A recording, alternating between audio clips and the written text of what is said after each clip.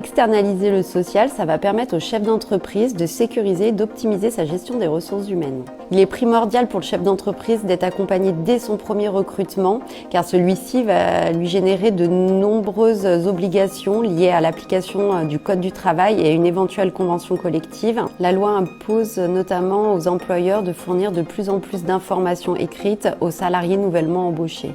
Il est important d'être accompagné dans la rédaction du contrat de travail, car ça va fixer le cadre contractuel avec votre salarié.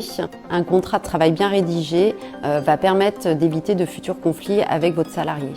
En effet, comme le souligne Céline, le contrat de travail est un acte juridique important. Les clauses sont déterminantes dans l'élaboration du bulletin de salaire. En France, le cadre légal et réglementaire est en perpétuelle évolution. Il existe plus de 300 conventions collectives, des accords d'entreprise, des règlements intérieurs, sans compter toutes les subtilités des contrats de travail. À titre d'exemple, la fiche de paye française est l'une des plus complexes au monde, une 50aine de lignes, contre une 15aine en Allemagne et une 10aine au Japon. La fiche de paye, sur papier ou tableur Excel, ce n'est plus possible. Depuis le 1er janvier 2016, la DSN, la déclaration sociale nominative, a rendu obligatoire l'utilisation d'un logiciel de paye pour transmettre les données sociales à l'administration.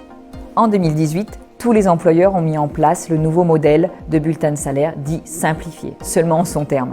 L'entrée en vigueur du prélèvement à la source en 2019 et en juillet 2023, les salariés ont vu apparaître sur leur bulletin de salaire la mention d'une aide sociale.